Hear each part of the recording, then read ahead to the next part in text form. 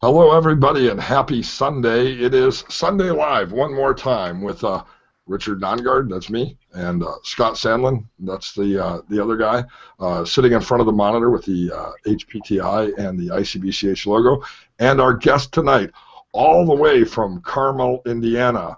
And Carmel is, of course, my favorite food, and so Tim Shurr is an awesome guy, and Tim Shurr is our guest tonight. So what I'm going to do is what I usually do, which is stop talking and type in the chat box and give some directions, while Scott gives an introduction to our awesome guest tonight. Hello and happy Sunday, everybody. We've had a busy weekend.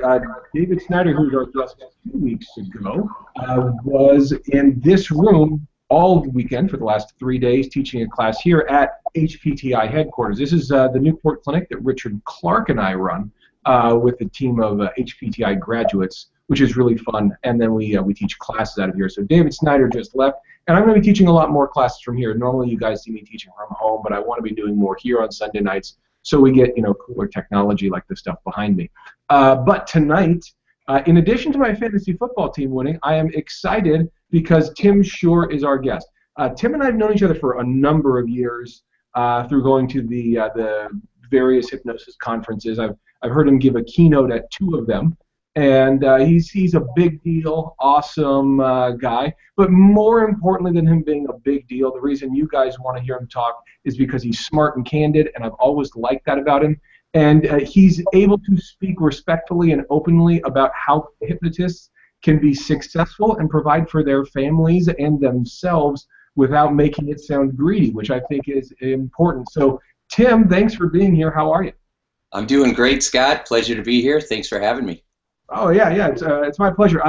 I know I'm on the list of people who follow you on Facebook, and I bet a number of the other people who are here watching this tonight or in the recording follow you on Facebook too. And it seems like you're doing different stuff than the average hypnotist. You're giving big presentations and corporate work and a variety of other things. What's keeping you busy? Yeah, I'm kind of doing everything you can. So, on a typical day, I'll be, I'll see clients in my hypnosis practice, and then I'll give a keynote for some company or corporation, and then do consulting work. I'm on retainer for several different companies in Indianapolis, so I go in and train their leadership teams and then their employees on a variety of topics, whether it's leadership or effective communication. When you are a hypnotist, you learn language patterns and how the human mind works, and you can use that in a variety of different ways. So we're only limited by our own imagination. It's interesting that you talk about hypnosis and leadership for executives, because I've done a lot of executive training as well, and emotional control is essential for the executive.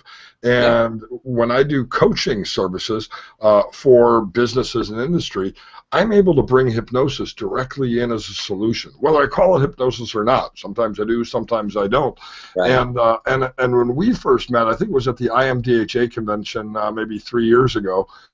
Maybe we met before that somewhere when our paths crossed, but I was really impressed by the way that you represent hypnosis really as a tool, as a solution for creating success and empowerment. So many people see it as fixing dysfunction rather than the alternative, which is creating awesomeness. Well, you make a really good point. People that get into the helping profession in general are usually looking for something. Okay, so we're looking for approval, we're looking to be the star, we're looking to feel significant, or we want to help people because we want to feel good about ourselves. And when you're constantly chasing that validation and chasing that approval, what we're also doing is trying to run away from pain. We're running away from discomfort. I find that a lot of us aren't playing to win, we're playing not to lose. And when you play not to lose, you'll find that you are really focusing on trying to solve problems all the time instead of helping people to live the best life they can.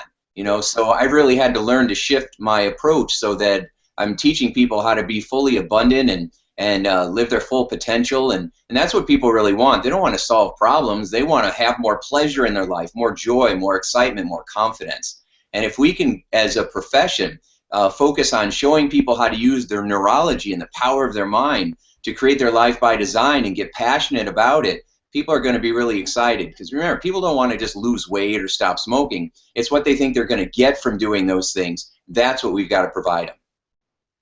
Excellent. You know, this is why I love having smart guests on our show, because I always have something to write down that's awesome. You just said something that I thought was pretty cool. You said people are often, I wish I wrote that down, living not to lose, but losing not to win. Or what did you just say? I think it was worth repeating. Yeah, instead of playing to win, you know, we're playing not to lose. There you go. Trying every day not to lose. I hope this doesn't go bad. I hope that doesn't go bad. We're trying to avoid pain in everything we do instead of chasing pleasure. In fact, you know, when I help, one of my specialties is weight loss. And halfway through the program, I'll help people that come in because they're trying to avoid pain. They don't want to be heavy anymore. They're tired of being out of shape. They don't like how their clothes aren't fitting, whatever it may be. And so you can use that to help them. But somewhere along the line, they have to stop trying to lose pain and get away from, you know, the weight. And what they have to do is they have to start chasing the pleasure and the joy of just having health-conscious habits, the joy of fitness and eating healthy and feeling good. And when you start to move towards the joy of something, then you're going to naturally want to do it more. And that's the main reason why people that start to learn how to bring joy into whatever they do, those are the ones that keep the success. The ones you can always tell if you're trying to avoid pain in your life, because you'll do things where you'll get a success and then it kind of goes away, and then you'll get a success and it goes away, and it's not sustainable. Your learning curve is, you know, up and down instead of going like this. And so the people that continue to succeed and succeed and succeed are the ones that have really learned to associate joy and happiness to what they do on a daily basis. But if you're just trying to get out of pain, then you know, you'll have a success and then it'll feel like you're starting all over again. You know, I talk to a lot of my clients about the same thing in the drug rehab center, about motivation away from instead of motivation towards, which is what you're talking about there. And, you know, you think about it as kind of like repelling, right? Getting repelled away from, or, you know, a repulsion. And if you hate something that's right here, you know, there's a distance where you say, okay, this is far enough away from that problem that I'm now comfortable. And so you say, okay, I don't want to be heavy or fat anymore, right? And you get to the point of, okay, I'm not as heavy as I was, so now I'm done. And then you lose the motivation. And what you're talking about is that motivation towards, which pulls you. And so I think that's really important for us to apply to our practices, and not just private practice seeing clients, but thinking beyond that, like you said, being on retainer, consulting work, things along those lines. How long have you been doing that kind of work? I've been doing consulting work and keynotes for about 10 years now, and you know, you start out getting your foot in the door, doing the pro bono work, you know, and then you just kind of build it up from there. On this point, though, let's kind of blend this in, what we're talking about as far as associating pain and pleasure in the right way.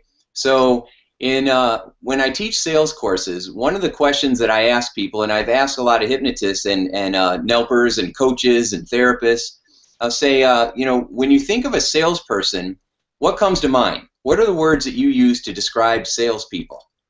And common answers that I get, what do you think they might be? Oh, I can think of some of the common negative answers that people come up with. Pushy. Yeah, pushy. Smoozing, or insincere, right, or those sorts of things. Dirty. Yeah, all those things, right? And so what happens is people don't like to associate themselves with sales. They just want to help people, not realizing that sales is really just a way of serving people, finding out what they want, and then getting it to them in the best possible way through your product or service. So selling is a good thing, right? And so, but if you have this idea that salespeople are pushy, then guess what you're going to do? You're not going to ask for the sale. You're not going to take a stand for your customer. You're not going to have the courage to be able to do what needs to happen for them to get the results, because you're afraid of how they're going to look at you. You're more worried about if they're going to like you or not, instead of them getting the absolute best result that they need. Now, I tell hypnotists all the time, and therapists, coaches, don't go buy another book on diagnosis and illness and whatever else. Go buy Sales Closing for Dummies. Yes.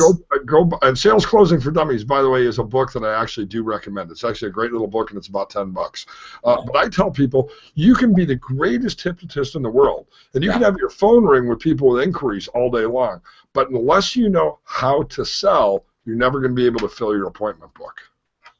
That's exactly right. Hypnosis is not having somebody sit back in a recliner with their eyes closed. It is a way of reconditioning our beliefs and our feelings and our conditioned responses. That's what it's really about. And if you want to see master hypnotists in action, go watch the best salespeople in the world, because they are geniuses, and they're not putting you in trance first. Well, they are actually, but not like this. Yeah, they are. It's just a much more subtle and nuanced. Well, you know, I just had a conversation with a hypnotist this week. I watched a hypnotist. I was helping this hypnotist, and I watched her on the phone with her client, or her prospective client. Yes. And this client had booked an appointment, and they kept talking, and the hypnotist talked the client out of coming.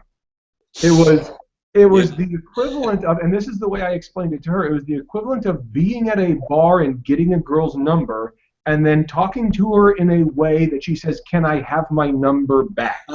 Right? I mean, it was, and I was sitting there watching this happening, and it was so painful to watch, because I know this hypnotist is a wonderful human being and a talented and educated hypnotist, and she told me she was having trouble making ends meet and having trouble, financially, and so I came in to, kind of talk to her through all this and, just help her out, and I watched this happen, and I just said, you just turned a 100% confirmed definite yes into a maybe let me get back to you no.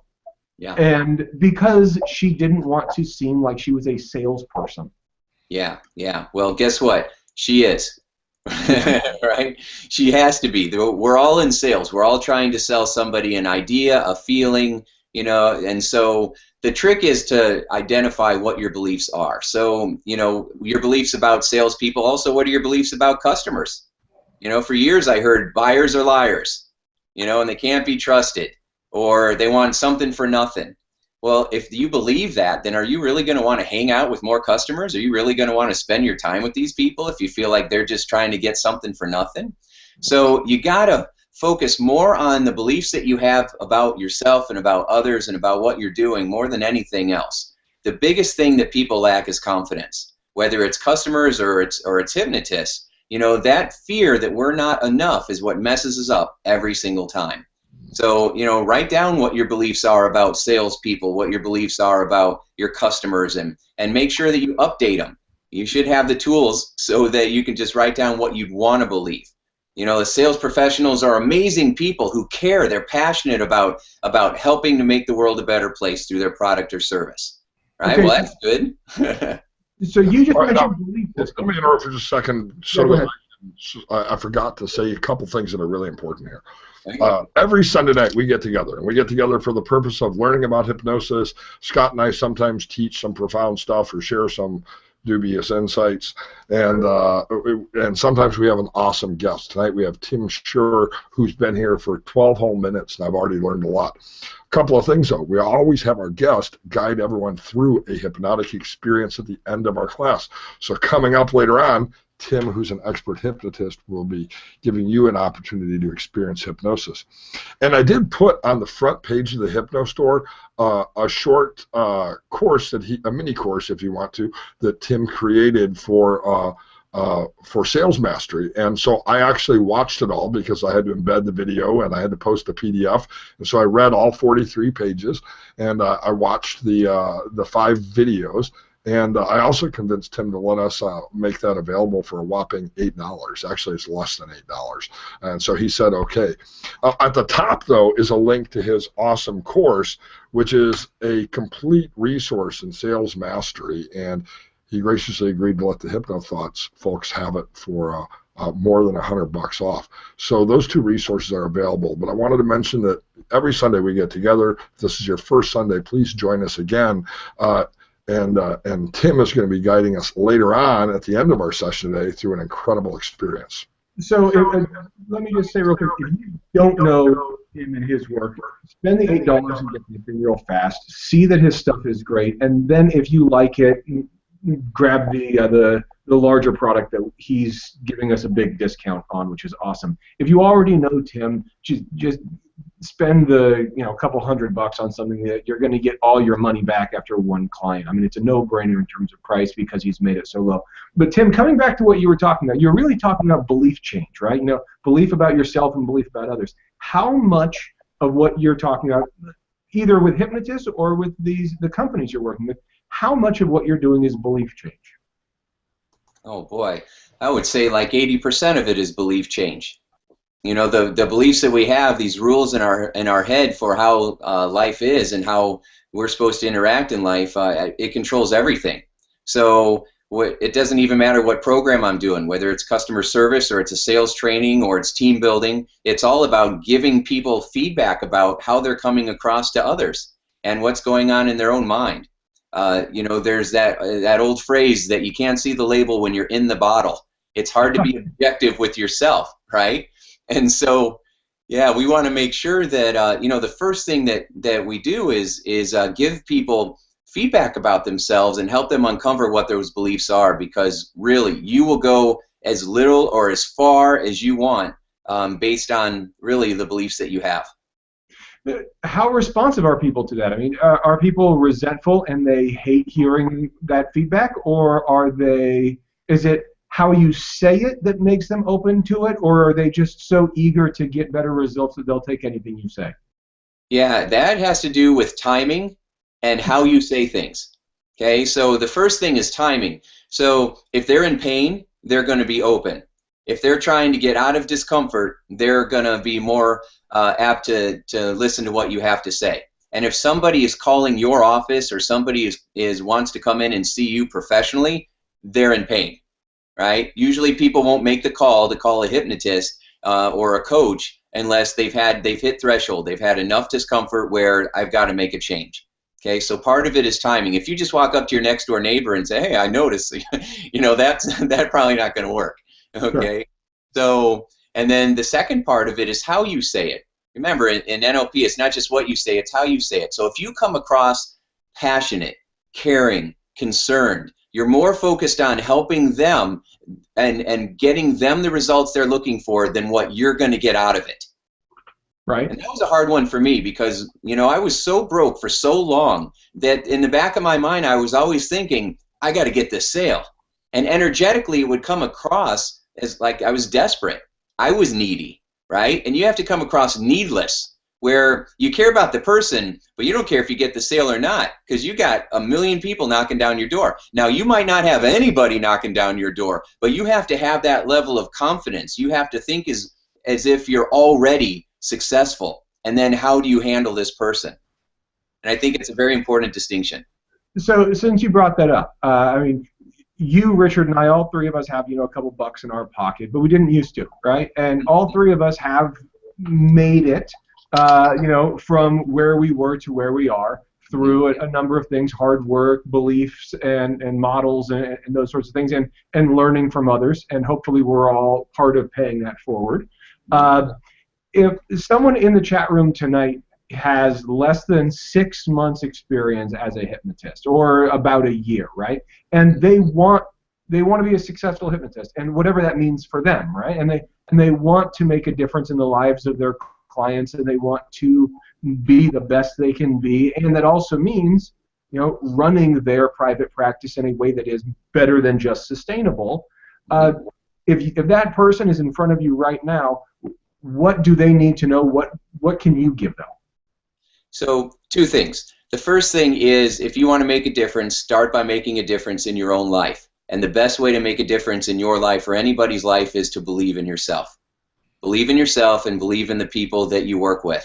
Because people will live up or down to the expectations that we set for them. So if you believe in yourself, then you will be able to take this as far as you want. Okay, so if you're having trouble believing in yourself, you need to get some coaching.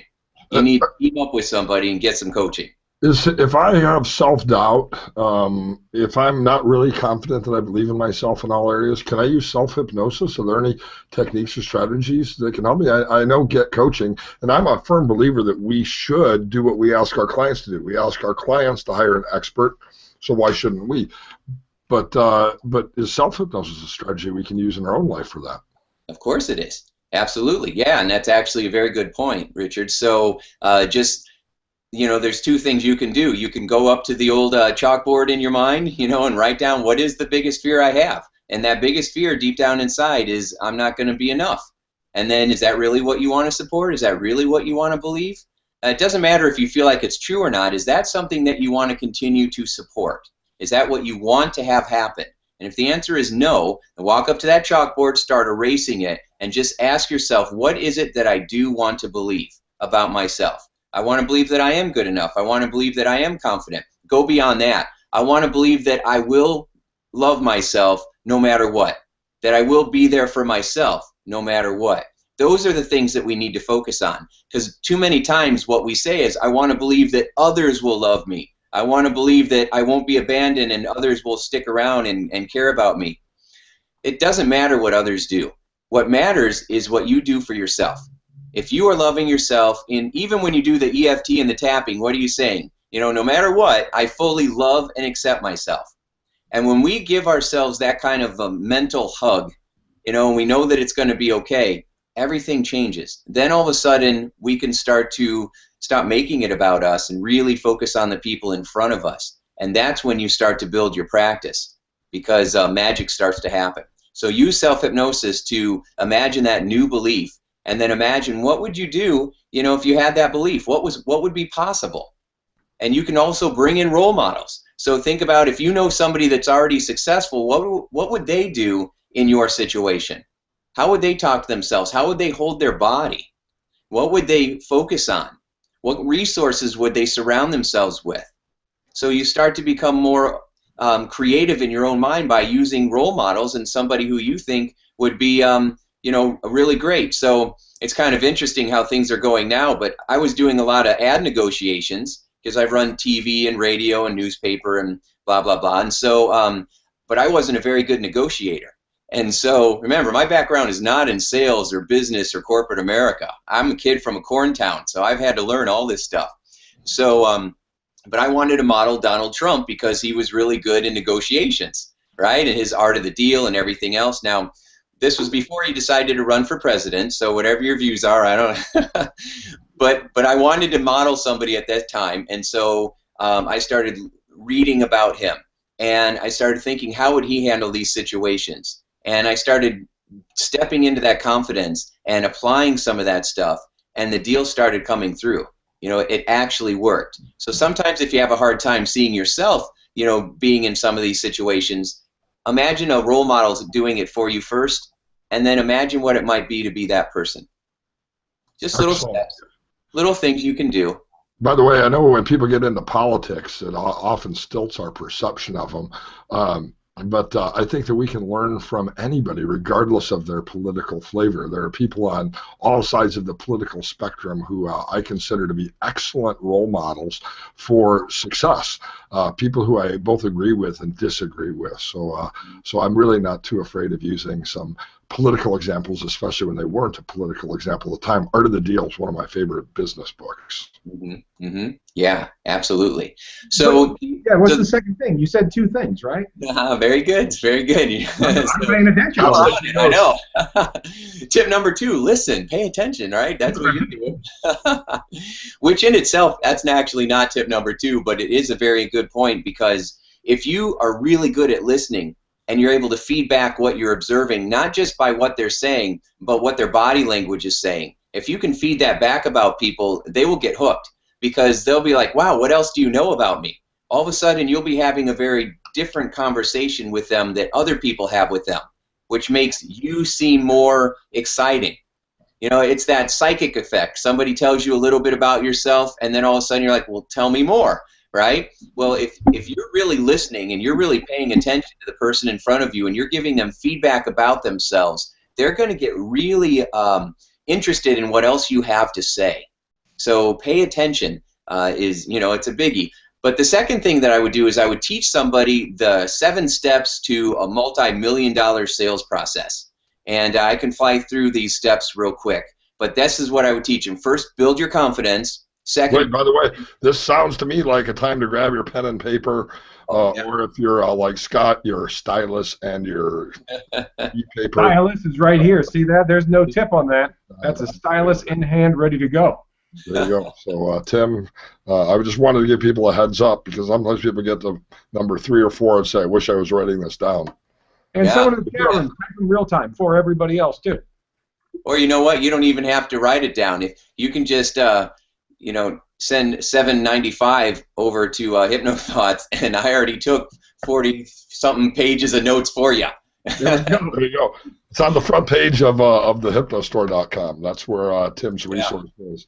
And by the way, Tim is going to take us to an awesome hypnosis session later on. But let's hear these things. Yeah. So all right. So this is the billion-dollar sales formula, really, because these are the steps that major corporations take people through, and this is what I've been taking people through for years. And I've sold millions and millions of dollars worth of hypnosis services, just out of an office, right? Having conversations like we're having right now. And so it is definitely possible. So step number 1 is find their pain, right? Find out what they're really coming in for. Not what they say they're coming in for, but what kind of pain is this causing you? So if they come in for weight loss, well, I want to lose 50 pounds. All right, great. Well, tell me about that. Why do you want to lose the 50 pounds?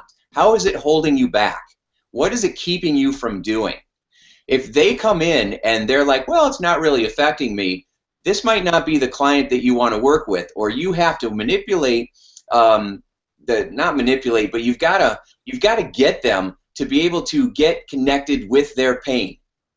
Zig Ziglar always talks about if you take a frog and you throw him in a hot frying pan, that frog's going to jump right out. But if you take a frog and you put him on a cold frying pan and you slowly turn up the heat, that frog will sit there and cook in its own juices. The point is that if you want the frog to jump, you got to, turn up the heat. Okay, and so asking questions. If you have someone that says, well, it's not really, I want to stop smoking, but it's not really bothering me, they're not going to put any effort into it. So you got to find what the pain is. And then step 2 is salt the wound. You got to intensify it. You got to agitate it a little bit. Now, we're going to agitate it and then give them some solutions so they don't walk out all upset.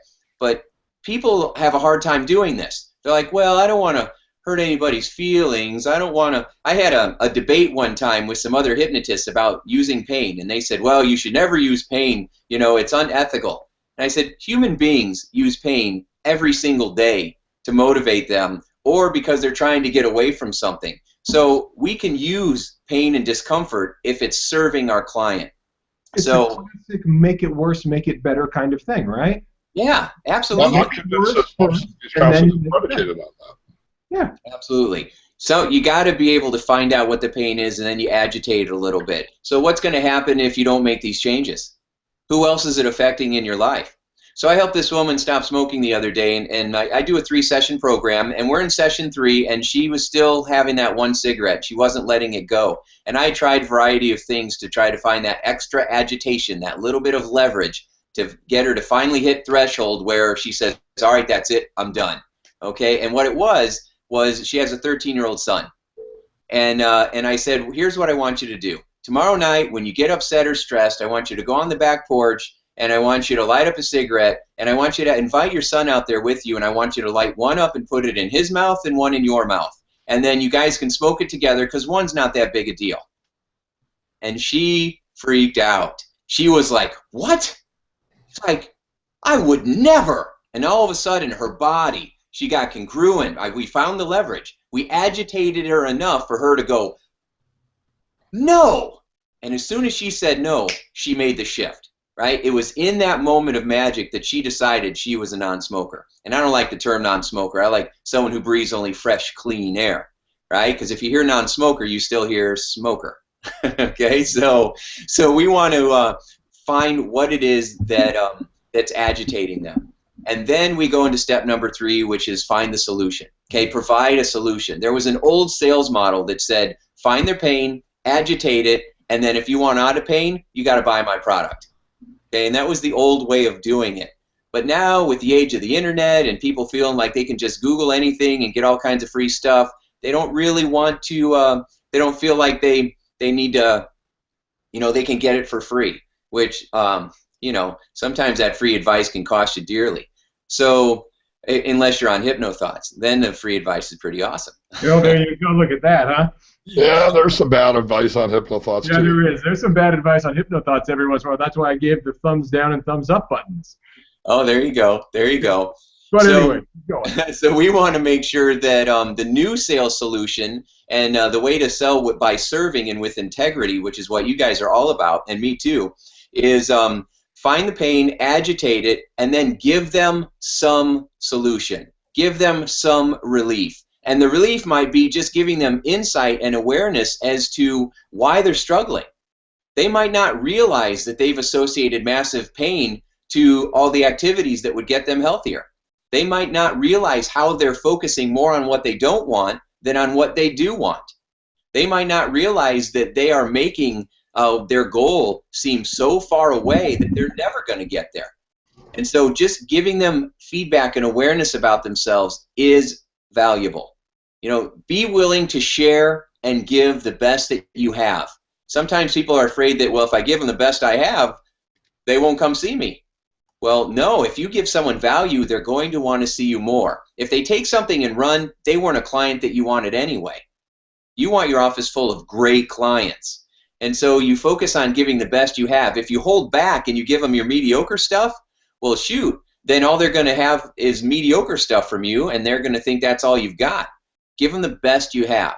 And so you want to, again, we'll go through these real quick. You want to find the pain, salt the wound, intensify it a little bit, and then provide some good solutions for them.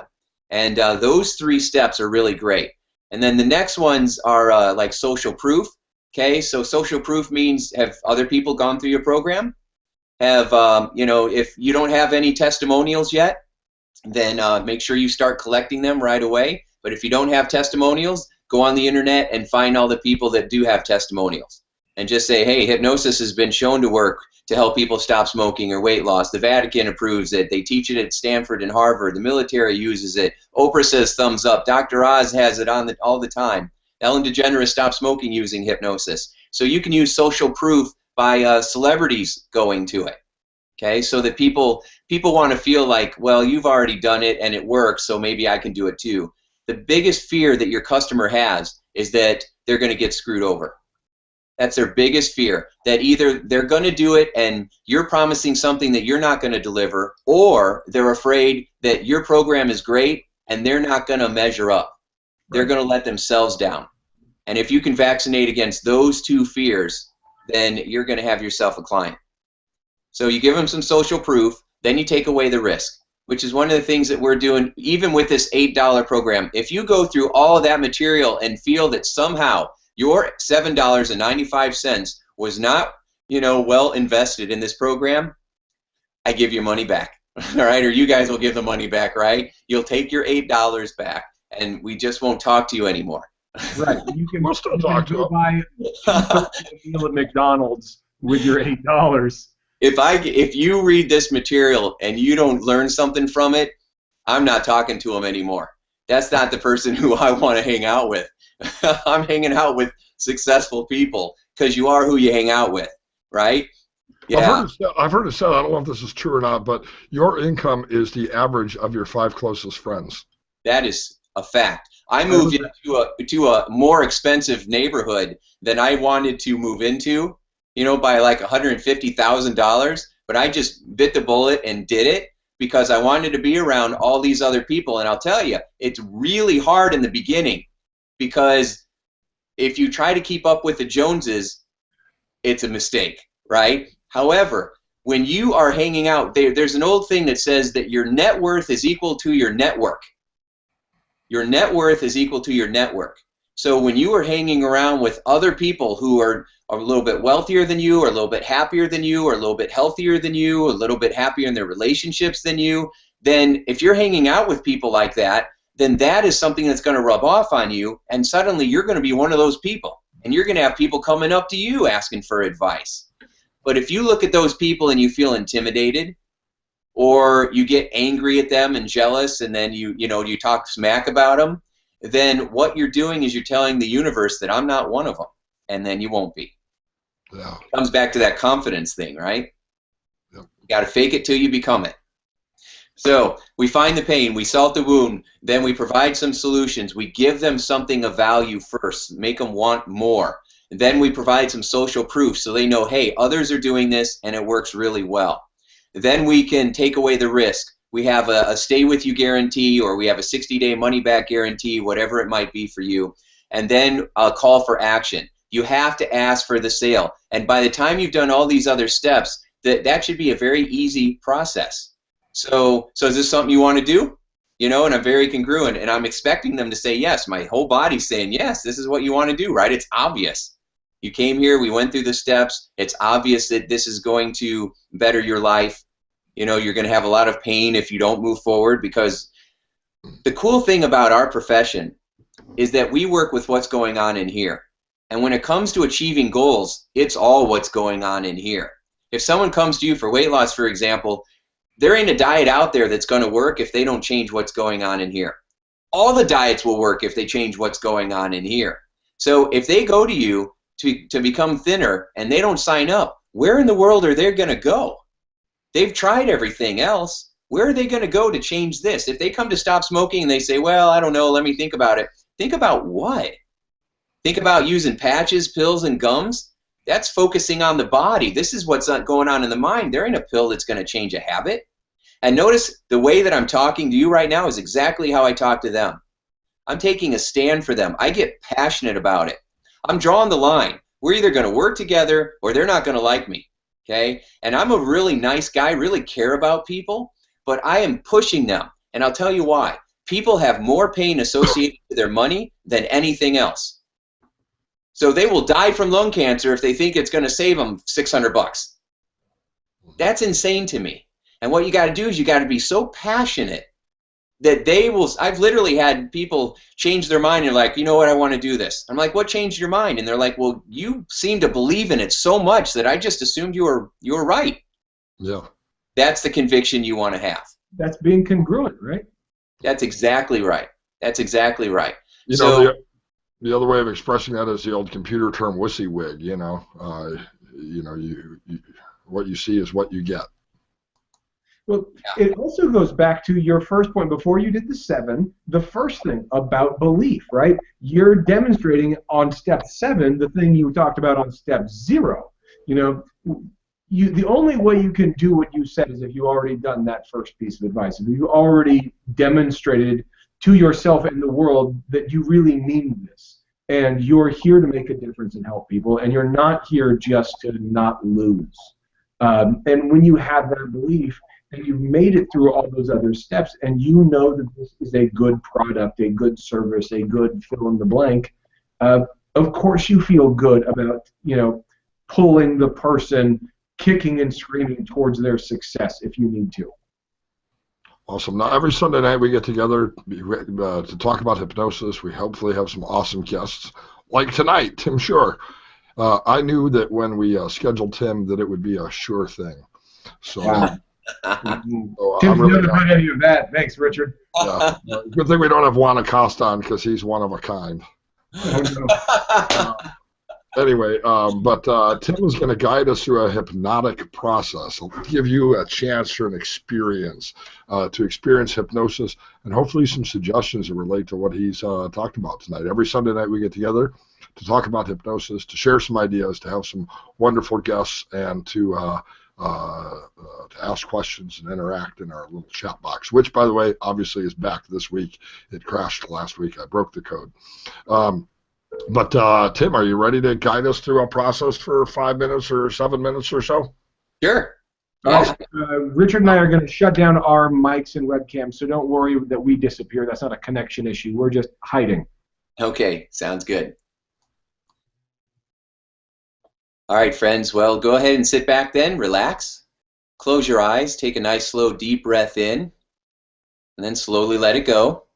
Remember to breathe in through your nose, down to your belly, and then slowly exhale. As you breathe in, imagine that you begin to downshift. You just start slowing down inside, focusing on that breath coming in, and you'll notice that every time you breathe in, the air is cool, and every time you breathe out, the air is warm, and that happens every time. Cool air comes in, and warm air leaves. You just imagine that cool air that comes into your body is positive, loving, healing, soothing, empowering energy, magic from the universe that flows into your body, it flows into your heart, and it spreads through your entire body, allowing you to feel more calm, more comfortable, and more at ease.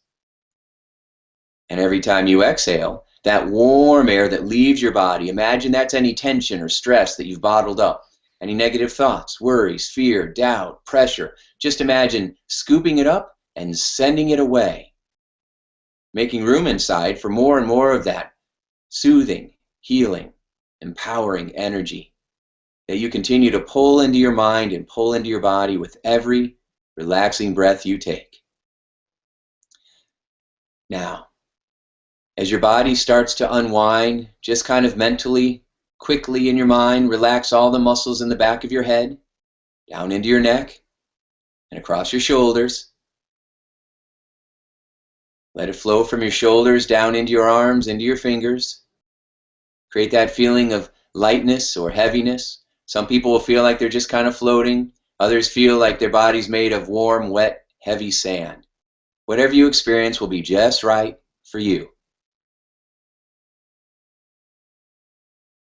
As you exhale, imagine breathing that relaxation down through your body, down through your torso, down through your lower back. And then on the next breath, imagine sending more relaxation all the way down your body and out through the bottoms of your feet, so that your entire body feels as though it's wrapped in this blanket of beautiful, healing light that allows you to feel strong and powerful, that radiates goodness and reminds you of why you're here. As your body relaxes, imagine your mind opening and expanding. Imagine plugging into all the infinite resources that you have inside of you already, and simultaneously connecting to the power of the universe around you. You are made of the same stuff as the sun and all the other stars and all the other galaxies. It's incredible to think about how powerful and resourceful you really are. So imagine your mind just expanding in all directions as your body feels so relaxed, yet energized. And as you continue to feel calm and at ease, imagine taking a journey in your mind, a journey into the future. Imagine going 15 years from now or 20 years into the future, whatever feels right for you. And imagine that you have achieved that dream that you hold in your heart. You made it. You actually did it. It's a miracle. We pulled it off. It's incredible. You were able to experience that dream, or something that was even better than what you hoped for. And imagine you're on the other side of the goal now. You've done it. You're on the other side of it, looking back on your life, amazed at how all the pieces just kind of magically fit together. Even in those tough times, in those darkest moments when you thought this is never going to work, and you were worried that maybe you would never get there. And then somehow, in some way, because you kept believing in yourself, because you continue to believe in yourself, you made it through. You just kept taking that next step. You just kept trying to figure out how to add more value, how to share what you do know. It doesn't matter how much you know, it matters that you share what you do know. If what you know is helping somebody just to breathe easier, share that. Teach that. And feel good about it, because there's somebody out there that doesn't know it. You know more than you realize. In fact, you have a lot more to offer than you might realize. Just being here tonight lets me know a lot about you.